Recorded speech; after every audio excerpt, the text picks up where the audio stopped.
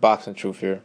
Been wanting to do this story for quite some time, but the boxing world there's always something going on, something always pops up, and I end up talking about something else. But I wanted to talk about Demetrius Andrade. I'm not really sure how you pronounce his last name. Some people say Andrade. I've been saying Andrade, so I'm gonna say Andrade. But Demetrius Andrade is a fighter that's been in limbo for quite some time. Coming up, he was a prospect to look out for. Coming off the amateur career that he had, he had a good amateur career, a great pedigree. Was considered the number one 152-pound amateur fighter in the United States. He won the 2007 World Championships, made it to the Olympic team, had a disappointing result, didn't get a fair shake in the games. He lost controversially to some Asian fighter, but he moved on with his career, signed with Star Boxing and Banner Promotions, and they developed him and were able to turn him into a world champion. And Demetrius Andrade is a very skilled fighter, southpaw, lanky, good boxing fundamentals, good power, good speed, athleticism. He seems he can do everything in the ring. I like what I see when I watch Andrade fight when he was coming up. I think the kid's the goods. I think he's the real deal. But unfortunately, he hasn't had many opportunities to showcase that skill, especially at the top level when it comes to showcasing himself on premium networks. He hasn't had many opportunities, and that's his own doing. He can only blame himself for his boxing misfortune that he's gone through. A lot of inactivity because he made a foolish business decision back in 2014. Following his title-winning victory over Vanis Martirosyan, he won a vacant strap in WBO. Gets another showcase on HBO against Brian Rose, stopped him, and then I guess HBO weren't interested in airing his next fight, so he was in negotiations to fight Jermell Charlo for a showing on Showtime against Jermell, the Charlo brother with the letter E. And what was a good fight for him. However, he was disappointed that of the offer of money that he got. He felt disrespected because he felt that he was the only real world champion on the card. And the co-featured guy, who was Keith Thurman, he was getting more money to fight Leonard Bundu compared to what Demetrius Andrade was getting to fight Jermell Charlo. The reported purse was $550,000. Keith Thurman made over $700K to fight Leonard Bundu. The main event that night was Amir Khan fighting Devin Alexander, and Amir Khan made $900K. So the guys in the bouts, in the co-feature in the main event, were getting more money compared to what Demetrius Andrade was getting, being that he was the only legit world champion. But he felt disrespected. He wasn't even being considered to be the co-feature. He was going to be like the third bout, the second bout of the night, because it was a quadruple header. So he felt marginalized.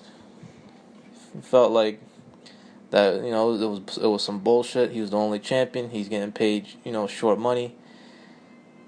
So he wasn't really feeling the offer that he got to fight Jermell, who was a winnable fight, because Jermell with the letter E in his name, in it, he's the weaker of the two brothers in my opinion. Jermall with the letter A is the better fighter. He's the puncher. Jermell, he's more of a boxer. I haven't really been impressed with his performances. I've been more impressed with his brother Jermall. So that was a winnable fight, but Demetrius Andrade, he wasn't happy with the money.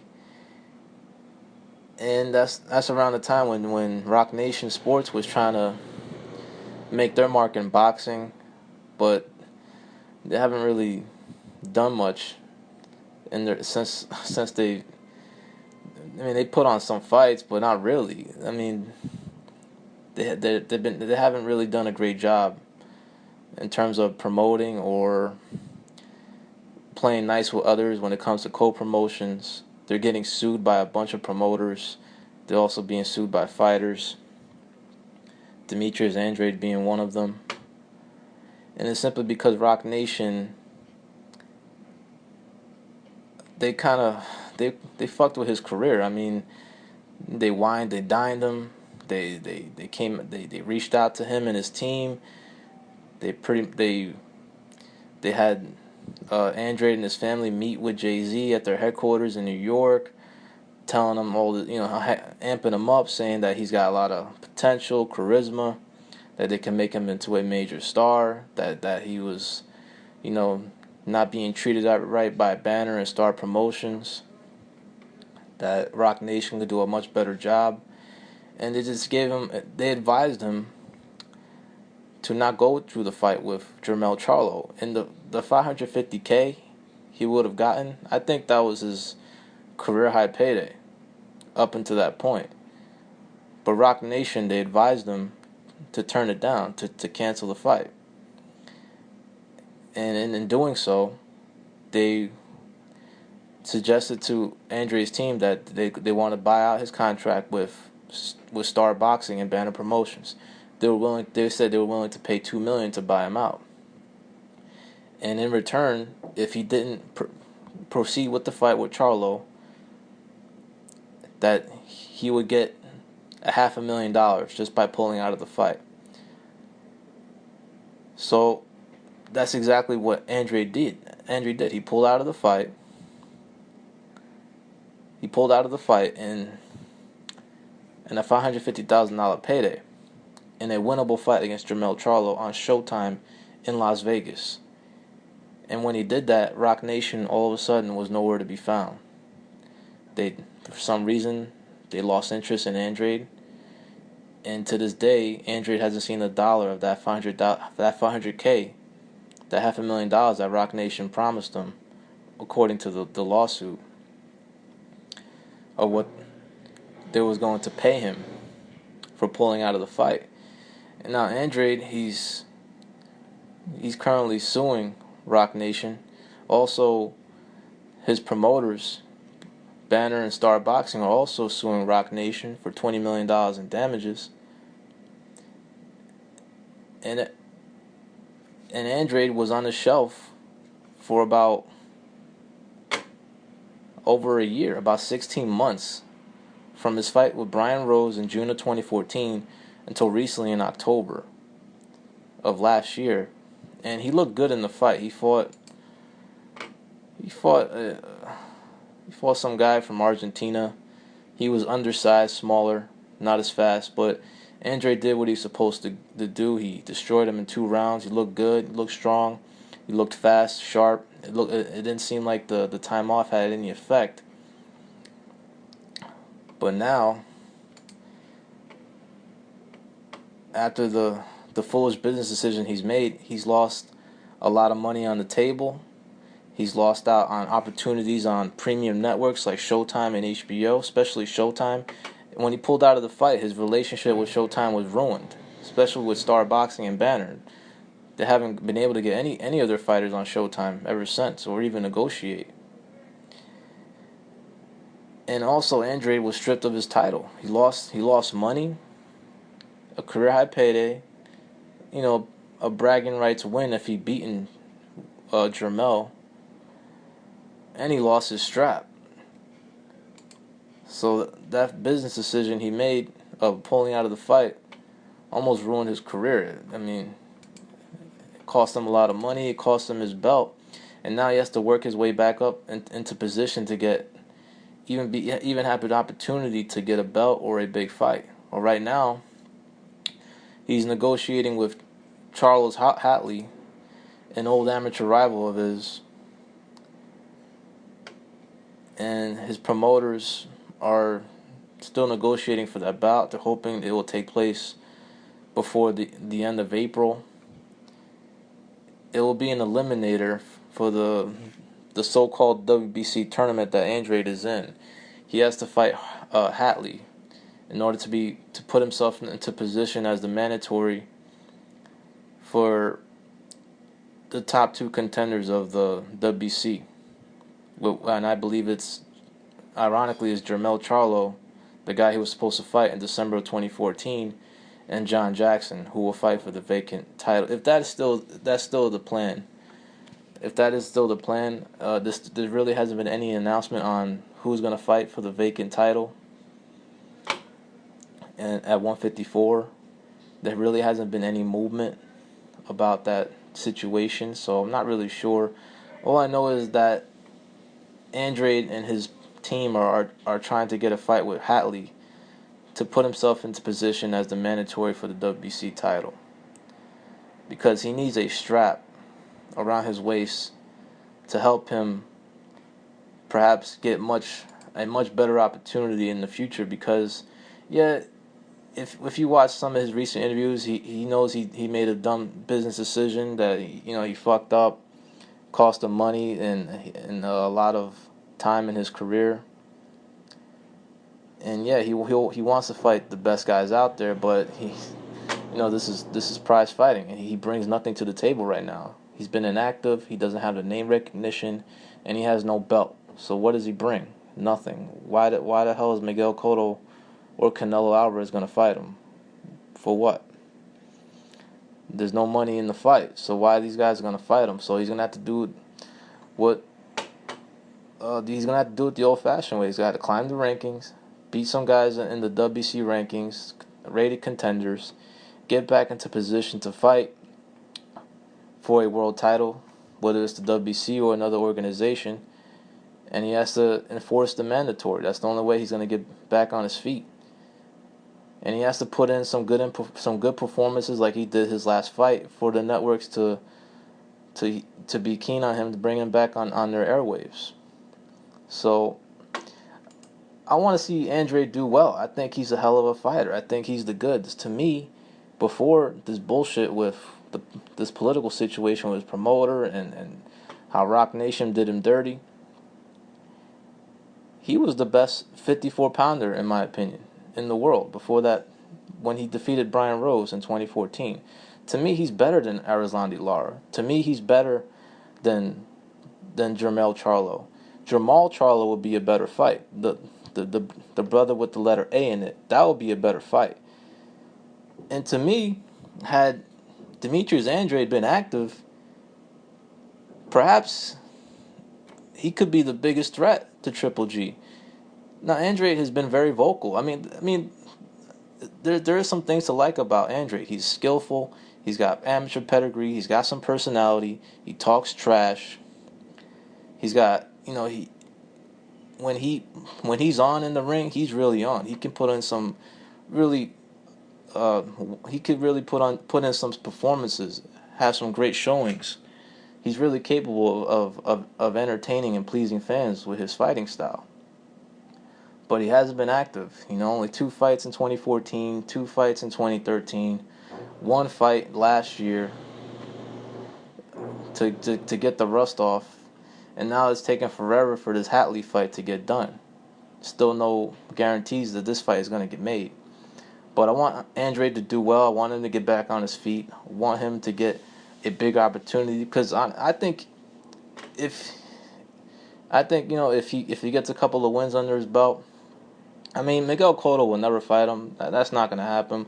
But he would beat Miguel Cotto if he's still the same fighter he was showing back in 2014.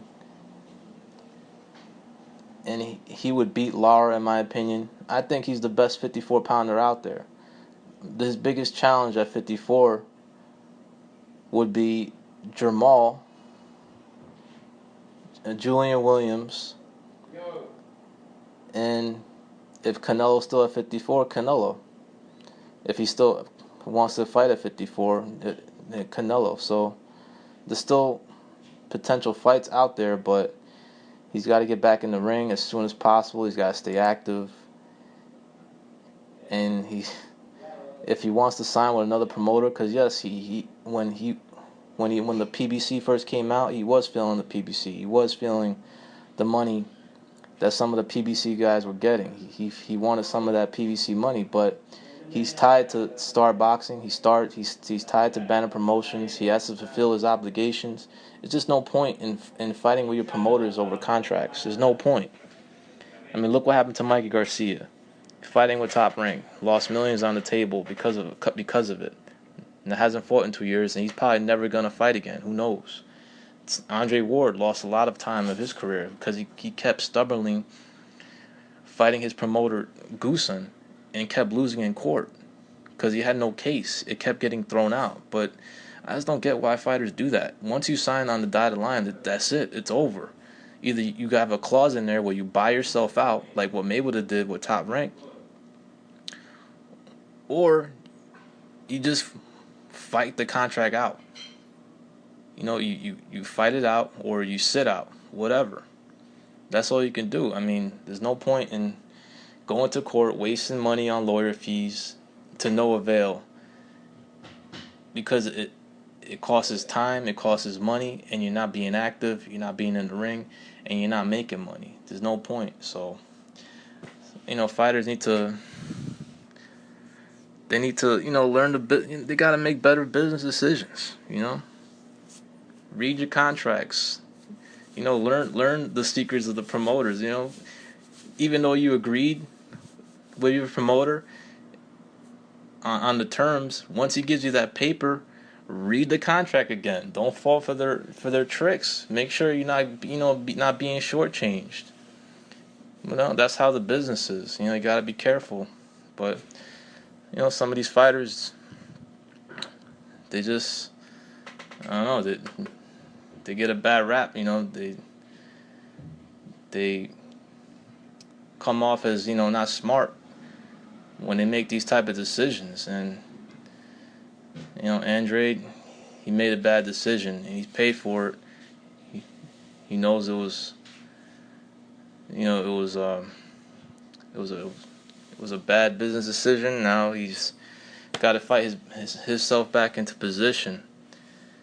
But he definitely has the skill set, the talent, and the tools to get back on top. But he's got to get back in the ring. He's got to get active, and he's got to hope for a big fight, because he's going to be 28 this year. Still, the best fighter he's beaten is Vladimir Rosian. He's got to get going. And but a couple of wins, a couple of good wins, a couple of big victories, and his name will be back out there, because people still talk about him, because of the potential he has. And I would like to see him fight Triple G. I think that'd be a great fight. If Andre can get back active and get a couple of good wins, that'd be a fight to look out for down the road. But it's still a long time before we'll probably see Andrade in a big fight. This is Boxing Truth. I'm out.